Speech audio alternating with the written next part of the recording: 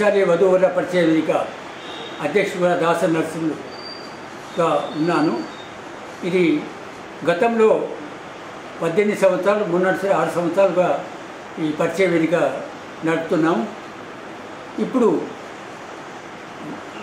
TRS party కూడా సభ్యత్వం నాకు ఉండేది.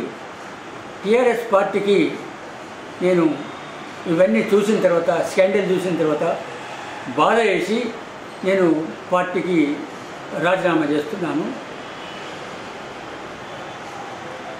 ఫ్యూచర్లో మరి నేను కాంగ్రెస్ పార్టీ పోతానని మా పాత మిత్రులందరూ ఒత్తిడి చేస్తున్నారు కాబట్టి కాంగ్రెస్ పార్టీ సభ్యత్వం తీసుకోదలుచుకున్నాను. కాకపోతే అఖిల భారత పద్మశాలి ఎగ్జిక్యూటివ్ కమిటీ ఈసీ మెంబర్గా ప్రస్తుతం ఉన్నాను నేను. మరి అదేవిధంగా జిల్లా చిన్నతర పరిశ్రమ ప్రెసిడెంట్గా ఉన్నాను. అప్పుడు 14 సంవత్సరాలు నేను జిల్లా చిన్న పరిశ్రమకు ప్రెసిడెంట్ చేశాను. అప్పుడు కలెక్టరు కేఎల్ శంకర్ గారు ఉండేది.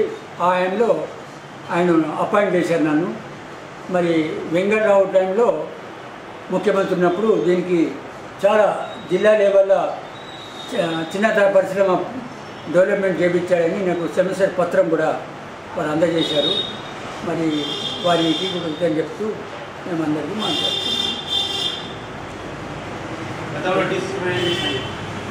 అధ్యక్షుడిగా ఇన్ఛార్జ్గా 3 సంవత్సరాలు, 3 పరిణామాలు, 3 సార్లు జిల్లా కాంగ్రెస్ అధ్యక్షుడిగా ఉన్న ఇన్ఛార్జు.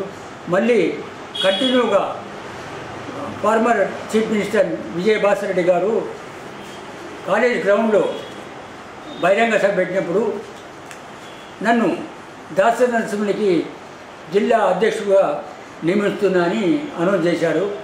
మరి అప్పుడు పేపర్ పత్రిక విలేకరు అడిగారు, మరి ఒక ముఖ్యమంత్రి జిల్లా అధ్యక్షుడు కాంగ్రెస్ అధ్యక్షుడిగా నియమించడం ఏంటి అంటే, మా మనిషి మావాడు కాబట్టి మేము నియమించే తప్పేం లేదు.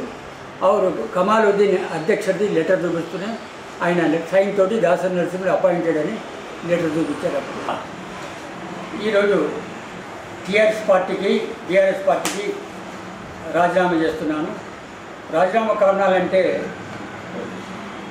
టీఆర్ఎస్ పార్టీలో ఏవైతే అలిగేషన్స్, స్కాండల్స్ వస్తున్నాయి. ఇప్పుడు ఒక ఎంపీగా ముఖ్యమంత్రి కూతురు ఈ విధంగా స్కాండల్ జైలు పోవటం బాధాకర విషయం, బాధేసింది. కాబట్టి నేను టీఆర్ఎస్ పార్టీకి రాజీనామా చేస్తున్నాను.